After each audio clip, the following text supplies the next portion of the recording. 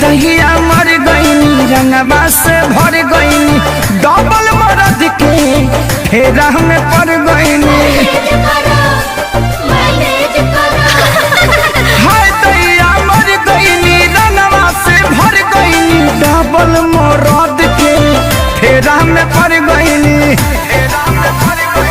हाथ गईल साया भरे न पाया दाग लगा देले बड़े साजवानी में हमर सैया जी डालस बनानी में छोटे का देवर